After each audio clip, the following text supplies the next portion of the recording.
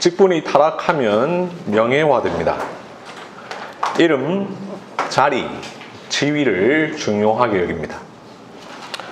근데 여러분, 왜 명예화가 타락입니까? 어떤 자리에 오른다는 건 그야말로 명예 아닙니까? 타락이란 원래 말하는 것으로부터 멀어지는 것이지요. 성경이 직분을 명예라고 말하지 않습니다. 그러니 직분의 명예화는 타락입니다. 직분자가 타락하면 군림합니다. 다른 사람 위에 서려고 합니다. 다른 사람을 지배하려고 합니다. 왜 군림이 타락입니까? 직분자는 다스리는 자, 주관하는 자 아닙니까? 성경이 직분을 군림과는 전혀 다르게 가르치기 때문입니다. 성경이 말하는 다스림이란 그러한 다스림이 아니기 때문입니다. 그러니 직분자가 군림하면 타락입니다. 명예화되고 군림하는 직분의 타락은 교회 역사 속에서 이미 있었습니다. 중세 가톨릭 교회가 그러했습니다. 직분자가 군림했습니다. 로마의 직분자는 다른 교회의 직분자보다 높다고 생각했습니다. 큰 도시에 있는 목사를 주교 또는 감독이라고 구분짓기 시작했습니다.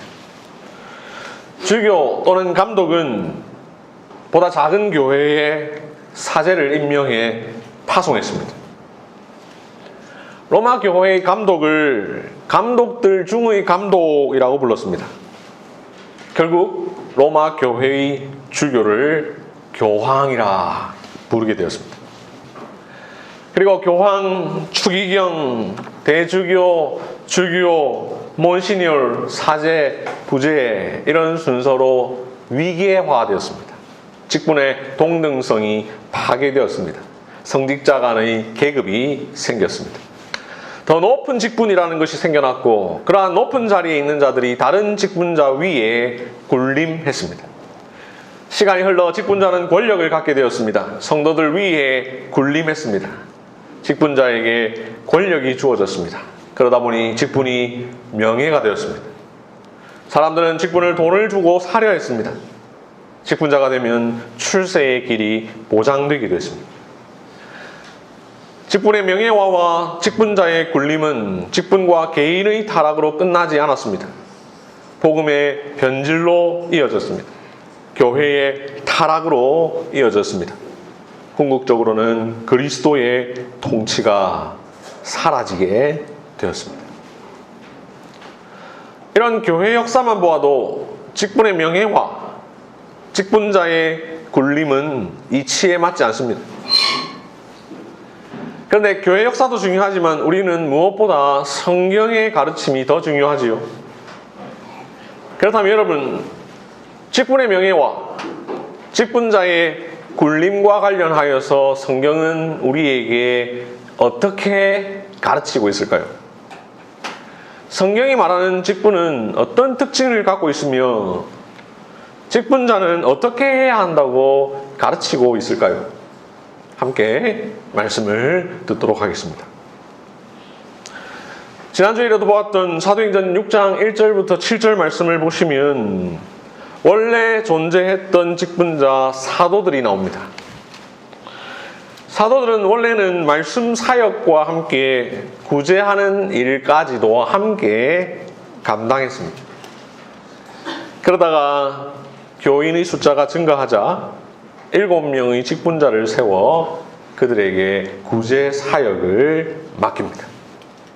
그리고는 4절에서 우리는 오로지 기도하는 일과 말씀 사역에 힘쓰리라 라고 합니다. 이때 말씀 사역, 지난주에 말씀드린 것처럼 여러분들 갖고 계신 성경 난해주에 보면 헬라어 원어로 말씀의 봉사입니다. 이 봉사라는 단어가 원어로 디아코니아이니 그 뜻이 봉사요, 섬김이라고 했습니다. 봉사 한자어지요. 봉사의 사자가 바로 섬길 사자입니다. 봉은 받들어 봉자입니다. 그러니 봉사는 받들어 섬기다라는 뜻이죠. 찬송가 331장 후렴에 구주의 은혜 주시는 대로 영원히 받들어 섬기겠네. 이 받들어 섬기는 것 즉 봉사입니다. 봉사를 우리말로 바꾸면 받들어 섬김이 봉사와 섬김은 같은 말이지요. 사도들은 바로 말씀의 봉사, 즉 말씀의 섬김을 감당합니다. 구제라는 일을 맡기기 위해서 새로운 직분자를 세웠는데 1절을 보시면 구제라는 단어에도 역시 난해주가 있으니 역시 이 단어의 뜻이 헬라어로 봉사다라고 우리에게 친절하게 가르쳐줍니다. 역시 디아코니아입니다. 4절도 디아코니아, 1절도 디아코니아입니다. 이를 통해 우리는 구제라는 직무도 섬기는 일이요, 말씀이라는 직무도 섬기는 일이다라는 것을 알 수 있습니다. 또한 구제의 직무를 맡은 직분자도 섬기는 자, 말씀의 직무를 맡은 자도 섬기는 자입니다. 사도는 원래 말씀의 섬김과 구제의 섬김을 감당하던 봉사자였습니다. 이제 그 섬김 중에서 구제의 섬김을 7 직분자에게 맡겨 봉사케 합니다. 여기서 우리는 성경이 가르치는 직분의 중요한 특징을 발견합니다. 직분자가 감당하는 직무는 그것이 구제이든 말씀이든 모두 다 봉사, 즉 섬김입니다. 그러니 오늘 설교의 제목처럼 섬김은 직분의 근간입니다. 직분의 근간이 곧 섬김이다라고 하는 사실, 에베소서 4장 11절, 12절 말씀에서도 볼 수가 있는데요. 우리 함께 에베소서 4장 11절, 12절을 보겠습니다.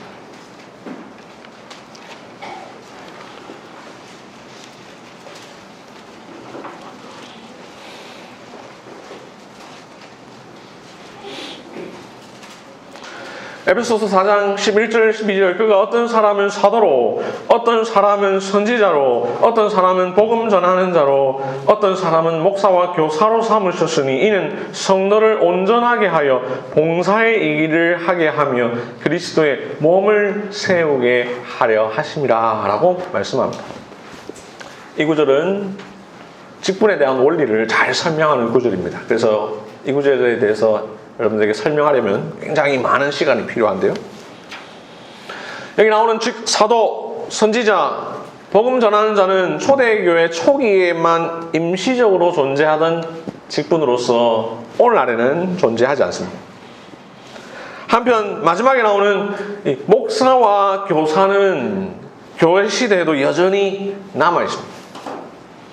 목사와 교사라고 번역을 했는데 직역하면 목사이면서 또한 교사라는 말입니다. 그래서 이 목자이면서 또한 교사입니다. 그래서 이 목자, 교사 이걸 합쳐서 오늘날 우리가 목사라 부릅니다. 목사는 성도들을 인도하는 목자요, 말씀을 가르치는 교사이기 때문이죠. 11절에 그는 예수 그리스도입니다. 11절의 맨 마지막 단어 삼으셨으니, 이것이 개역개정에 삼으셨으니라고 했는데 이전 번역 개역 한글에는 주셨으니라고 했습니다. 다른 영어 성경을 보면 모두 He gave, 즉 주셨으니라고 번역했습니다. 이 주셨으니가 더 좋은 번역입니다. 그리스도께서 교회에 목사를 주셨습니다. 그리스도께서 왜 목사를 주셨는가? 12절 성도를 온전케 해서 그들로 하여금 봉사의 일, 즉 섬김의 일을 하게 하기 위함입니다. 목사는 말씀으로 섬겨 성도를 가르치고 결국 성도를 섬기도록 만듭니다. 그리하여 그리스도의 몸, 즉 교회를 세우게 만듭니다. 사도행전 6장의 초대교회는 사도라는 직분자가 또 다른 7명의 직분자를 세워 봉사의 일을 하게 했습니다. 자기들이 말씀의 봉사와 구제의 봉사를 다 하다가 이제 구제의 봉사를 그들에게 맡기고 자기들은 이제 말씀의 봉사만 합니다. 이제 사도가 죽고 없으니 그 대신 목자이면서 또한 교사인 목사가 말씀의 섬김을 통하여 성도들을 온전케 하여 그 성도들로 하여금 섬김의 일을 감당하게 합니다. 여기서도 우리는 직분의 근간이 결국 봉사, 즉 섬김이라는 사실을 알 수 있습니다. 말씀의 봉사자가 또 다른 봉사자를 낳습니다. 섬김은 섬김으로 이어집니다. 봉사 또는 섬김의 이 원리는 신약 시대에 와서 비로소 생겨난 것이 아닙니다. 이미 구약 시대에도 그러했습니다. 우리 함께 민수기 18장 6절 7절을 볼까요? 민수기 18장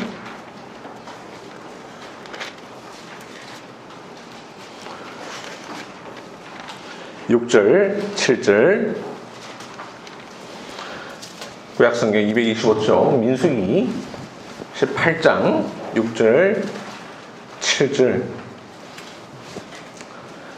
여기 7절 중간 부분에 보면 제사장의 직분을 지켜 섬기라 라고 말씀합니다. 제사장은 회막 즉 성막에서 섬기는 자였으니 그가 섬김으로 제사장의 직분의 역할을 감당했습니다. 이미 구약 교회에서도 직분은 곧 섬김이었습니다.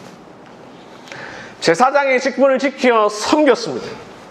선지자 역시 마찬가지였고 왕도 역시 마찬가지였습니다. 모두 그들은 섬김의 직분자로 부름을 받았습니다. 구약과 신약 공이 말하는 이 섬김의 원리, 이 섬김의 원리는 가장 근원적으로는 예수 그리스도로부터 나옵니다. 왜 그렇습니까? 예수님은 그야말로 직분자이시기 때문입니다. 예수님은 모든 직분자의 모범이시기 때문입니다. 모든 직분은 그리스도로부터 말미암기 때문입니다. 왜냐? 예수님은 그리스도시죠? 그리스도는 히브리어로 메시아입니다. 메시아는 기름 부음 받은 자라는 뜻입니다. 기름 부음 받은 자라는 의미의 그리스도는 구약의 새 직분, 선지자, 왕, 제사장에 기초합니다. 그러니 예수 그리스도는 직분자이십니다. 예수님은 이 세상에 직분자로 오셨습니다. 그리스도로 오셨습니다. 메시아로 오셨습니다. 선지자, 왕, 제사장으로 오셨습니다. 이 예수님께서 오늘 보면 마태복음 20장 28절에서 이렇게 말씀하십니다.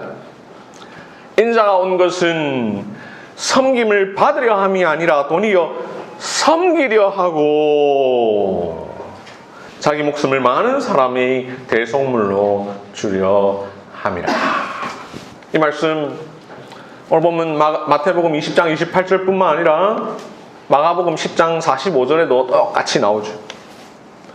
여기 나오는 섬기려 하고 이 단어는 바로 디아코니아의 동사형 디아코네오가 사용되었습니다.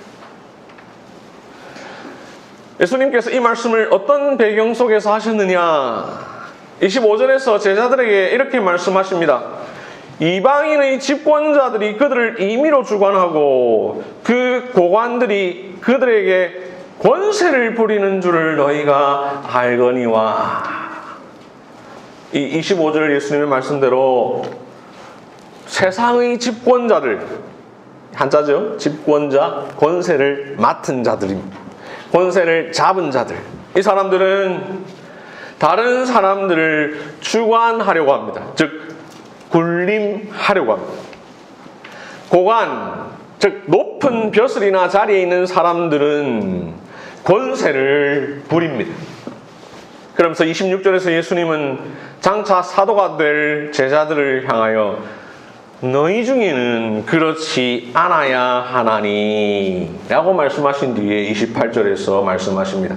인자가 온 것은 섬김을 받으려 함이 아니요 도리어 섬기기 위해서 왔다. 예수님은 섬기러 오신 직분자이십니다. 그리스도라는 직분자로 사셨던 예수님은 섬기셨습니다. 그러니 그 누구도 섬기지 않고 군림하기 위하여 직분자가 될 수 없습니다. 그러한 직분은 그리스도로부터 나온 직분이 아닙니다. 방금 말씀드린 것처럼 직분은 그리스도에서 나옵니다. 그리스도께서 가지신 직분에서 교회의 직분이 나옵니다. 또한 오늘 읽은 에베소서 4장 11절 말씀처럼 그리스도께서 친히 직분자를 주십니다.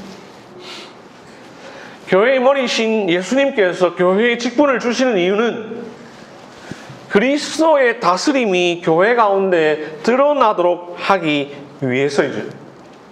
그러므로 모든 직분자는 그리스도의 통치가 교회 가운데 임하도록 자신의 직무를 감당합니다. 이 다스림을 한자로 칠이라고 합니다. 이 칠이, 이 다스림은 군림이 아닙니다. 군림도 다스림이지만 교회의 다스림, 그리스도의 다스림은 정반대로 오히려 섬김입니다.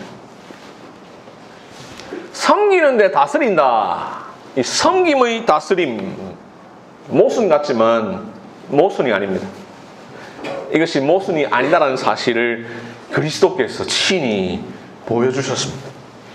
온 세상을 다스리시는 예수님이 섬기셨고 섬기십니다. 섬김의 다스림, 이것이 바로 복음이, 교회가 세상과 다른 점입니다.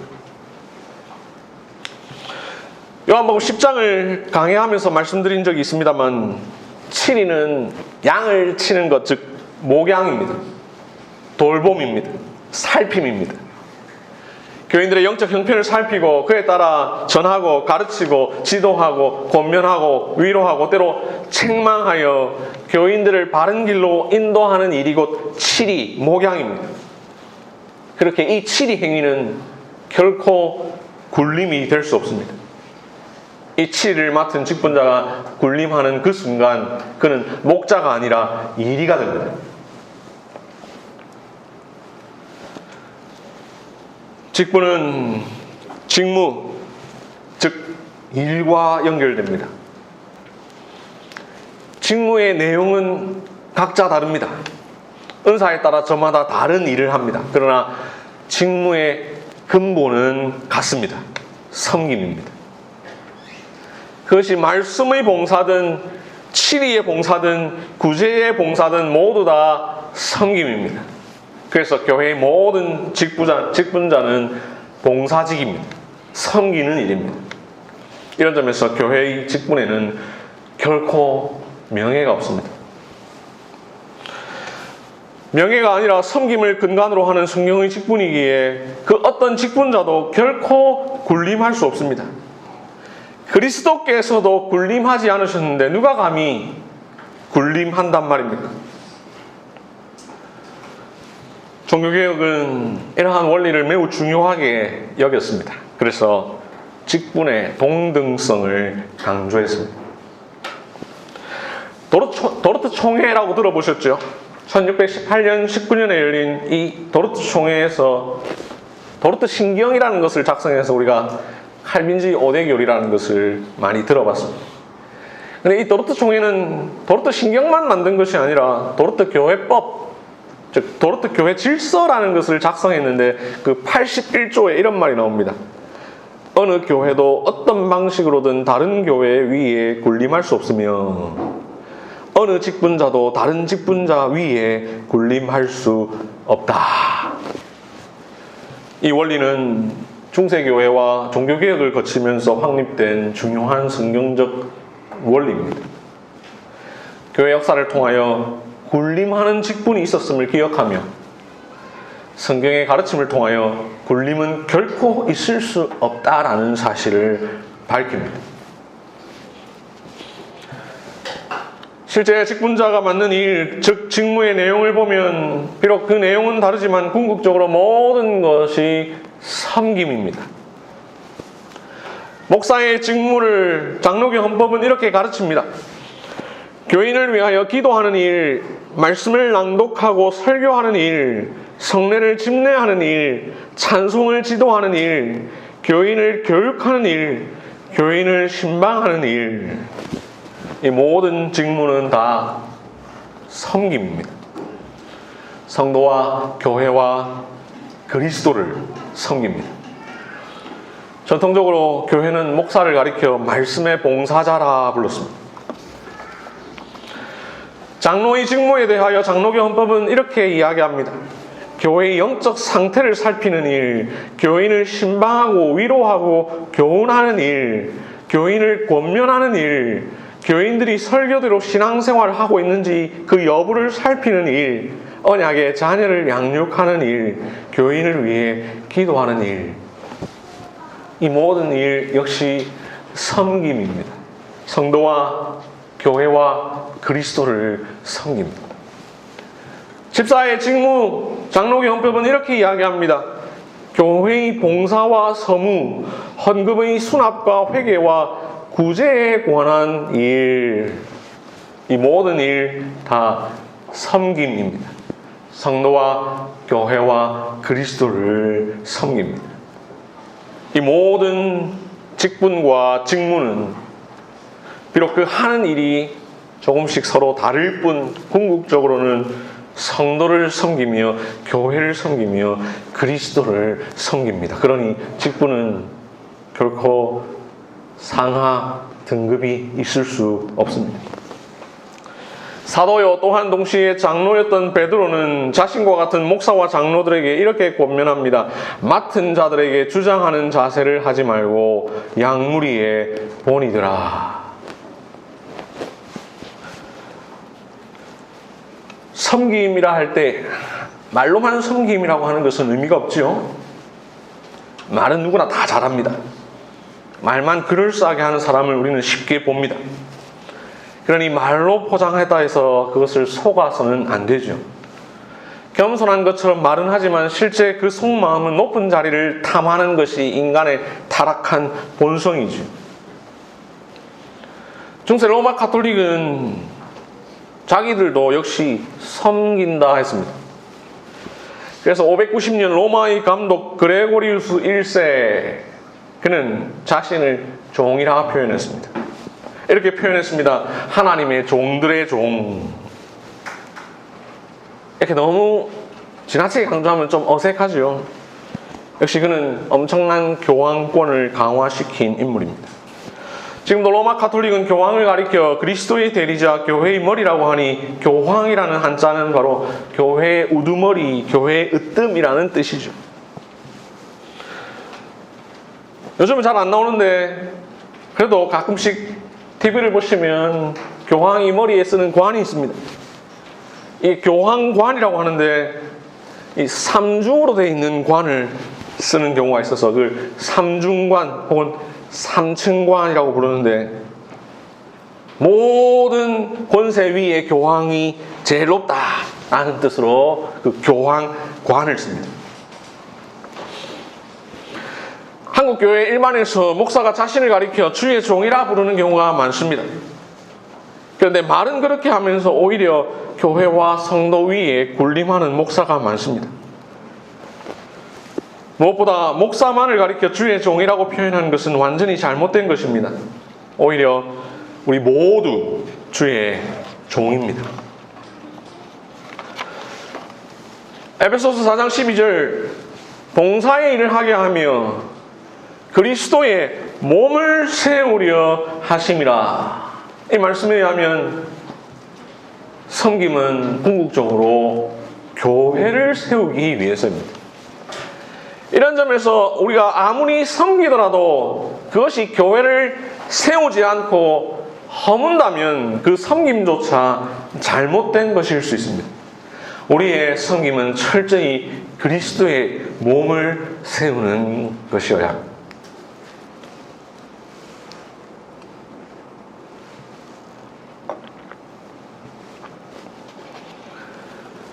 직분이 명예화되고 직분자가 군림하는 것 순식간입니다. 그러니 늘 조심해야 합니다. 늘 겸손하게 섬겨야 합니다. 목사인 저부터 그러해야 합니다. 오늘 설교는 제가 저에게 하는 설교입니다. 말씀으로 여러분을 섬기고 교회를 섬겨야 합니다. 그리하여 궁극적으로 그리스도를 섬겨야 합니다. 그리하여 그리스도의 몸, 교회를 세워야 합니다. 그렇지 않은 목사의 사역은 모두 다 헛된 일입니다. 얼마 전에 어떤 목사님으로부터 직접 들은 이야기인데요. 어느 분이 교회에서 권사로 취임을 했습니다. 그래서 그분 축하한다고, 그리고 격려한다고 이런 말을 건넸습니다. 이제 교회를 위해서 섬기시느라 고생이 많겠습니다. 그랬더니 전혀 예상치 못한 답이 들어왔습니다. 목사님, 제가 권사 되려고 지금까지 얼마나 열심히 섬겼는데 이제는 쉬어야죠. 직분이 직무를 위하며 직무는 섬김이라는 성경적 상식이 사라지고 있음을 보여줍니다.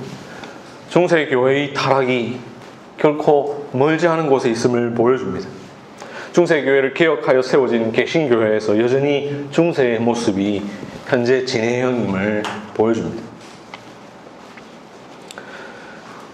직분의 명예화는 이미 1920년대, 30년대 조선 예수교 장로회에서도 있었습니다. 당시의 조선 예수교 장로회가 얼마나 타락했는지를 잘 다룬 책이 있는데요. 그 책에 보면 당시 성찬 참여 교인 중의 4분의 1이 직분을 갖고 있었다라고 되어 있습니다. 오늘 한국 장로교회에 비하면 적은 숫자인데 그 시대 쭉 흐름을 보면 타락하고 있는 모습이죠. 4분의 1, 25%가 직분자였습니다. 일하기 위해서 직책을 맡는 것이 아니라 직분 자체가 중요하고 교회의 사명보다 교회의 직분이 앞서는 일이 1920년대, 30년대에 있었다라고 그 책에서 이야기합니다. 직분이 봉사보다 명예화된 정도가 얼마나 심했는지 목사 장로 20년, 30년 근속을 기념하는 일이 많았고 이를 계기로 기념비와 기념 예배당을 세우는 일도 많았으며 그리하여 예배당들의 온갖 기념비가 즐비했다라고 합니다. 이 책의 저자는 이렇게 표현합니다. 1930년대의 많은 그리스도인들이 교회를 통해 자리를 얻고 명예를 얻고 있었다. 그래서 한국인 최초의 신학 박사요, 한국인 최초로 신학 교수가 된, 그래서 당시 신학 교수였던 남궁혁 교수는 신학진압이라는 잡지에 이런 글을 씁니다.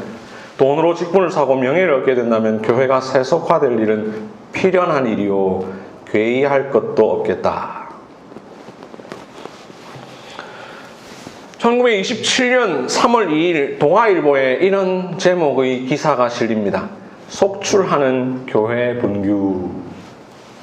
그 기사의 내용을 보면 여러 교회가, 한두 교회가 아니라 여러 교회가 장로 선거로 인하여 갈등이 있고 장로 선거를 하는 중에 부정행위가 있었다라고 동아일보에 일간지에 실립니다. 심지어 1907년 평양 대유봉으로 운동으로 잘 알려진 장대현 교회에서는 장로 투표 사건으로 인해 청년과 장년이 싸우고 있다라는 내용이 보도됩니다. 이런 교회가 10년 후 1938년 신사참배를 가결한 것은 어찌 보면 당연한 일일지 모릅니다. 이러한 인습을 여전히 답습하는 한국 장로교회가 명예집사, 명예권사, 공로목사, 원로장로라는 표현을 사용하는 것은 어쩌면 당연한 일일지 모릅니다. 목사, 장로, 집사는 섬김을 뜻하는데 그 앞에 공로, 원로, 명예가 붙으니 이것이 오히려 모순이죠. 섬김이 아닌 군림, 섬김이 아닌 명예는 세상을 담는 것입니다. 세상의 치리자들은 군림하려고 명예를 누리려 하니 말이죠. 그런데 교회의 직분자가 그리스도를 닮아야 하는데 오히려 세상을 닮으니 세속화입니다. 그리스도가 아닌 세상을 닮은 직분자는 직분자가 아닙니다. 직분은 반드시 그리스도로부터 나옵니다. 세상을 닮은 교회는 교회가 아닙니다. 교회는 그리스도로부터 나옵니다. 그러니 직분의 타락은 교회의 타락입니다. 교회의 세속화입니다. 교회의 교회답지 않음입니다.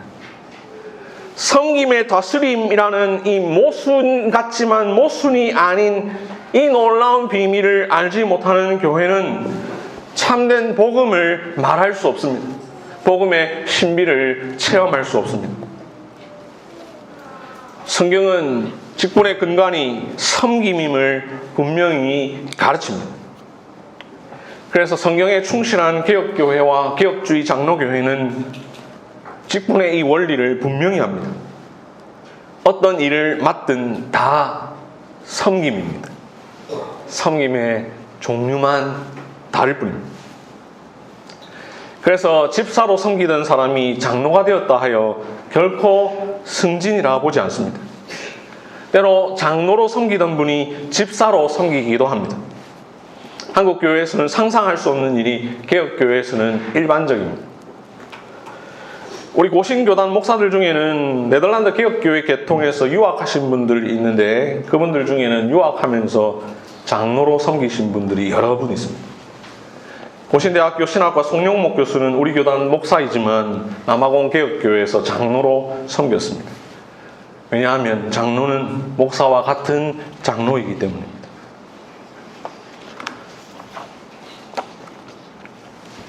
혹여나 나는 직분자가 아니니 오늘 설교와 상관없구나 라고 생각하시는 분이 계십니까? 그런 오해나 착각을 하지 마십시오. 우리 모두는 그리스도인입니다. 왜 여러분을 그리스도인이라 부릅니까? 하이델베르 요리문답 32문답에 잘 설명하고 있는 것처럼 우리는 그리스도께서 선지자, 제사장, 왕의 직분을 맡으신 것처럼 그 직무를 이어받은 자들입니다. 우리는 교회에서 그리고 세상에서 선지자, 제사장, 왕의 직무를 수행하는 자들입니다. 그래서 우리를 그리스도인이라 부릅니다. 그러므로 우리 모두가 오늘 설교의 청중입니다. 우리 모두는 섬기는 자입니다. 우리 모두는 그리스도의 몸, 즉 교회를 세우는 자입니다. 이 사실을 베드로전서 4장 10절 11절에서도 볼 수 있습니다. 각각 은사를 받은 대로 하나님의 여러 가지 은혜를 맡은 선한 청지기 같이 서로 봉사하라. 만일 누가 말하려면 하나님의 말씀을 하는 것 같이 하고 누가 봉사하려면 하나님이 공급하시는 힘으로 하는 것 같이 하라.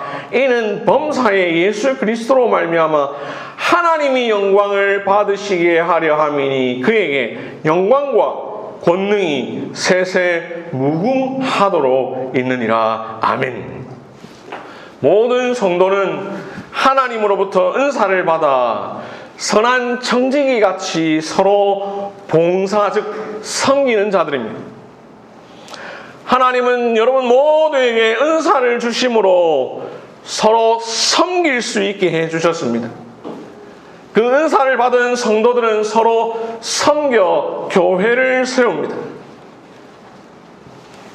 교회 전체의 유익을 위하여, 다른 성도의 유익을 위하여 봉사하는데 자신이 받은 은사를 사용합니다.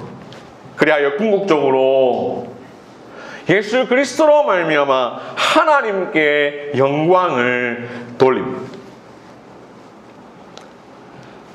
그리스도인의 섬김은 교회 안에 갇혀 있지 않습니다. 더 나아가 세상을 섬기는 자입니다. 세상에서 선지자로, 제사장으로, 왕으로 살아가는 자들입니다. 그리스도인은 교회에서 그리고 세상에서 결코 군림할 수 없습니다. 명예를 위해 살지 않습니다. 우리는 오직 섬기는 자로 부름받았습니다. 이러한 가르침에 따라 오늘 우리가 부를 찬송가 323장은 이렇게 노래합니다.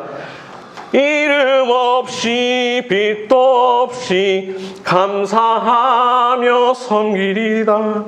이름 없이 빛도 없이 감사하며 섬기리다. 말씀을 맺겠습니다. 사랑하는 그리스도인 여러분 모두는 직분자입니다. 교회에서 그리고 세상에서 직분자로 살아가야 합니다. 여러분은 섬기는 자입니다. 교회에서 그리고 세상에서 섬기는 자로 살아가야 합니다. 우리는 서로를 섬깁니다. 세상을 섬깁니다. 교회를 섬깁니다. 궁극적으로 삼위 하나님을 섬깁니다. 그러므로 사랑하는 성도 여러분, 부지런하여 게으르지 말고 열심을 품고 주를 섬기십시오. 그리스도를 섬기는 자는 하나님을 기쁘시게 하며 사람에게도 칭찬을 받습니다. 기쁜 마음으로 섬기기를 주께 하듯 하고 사람에게 하듯 하지 마십시오. 아멘.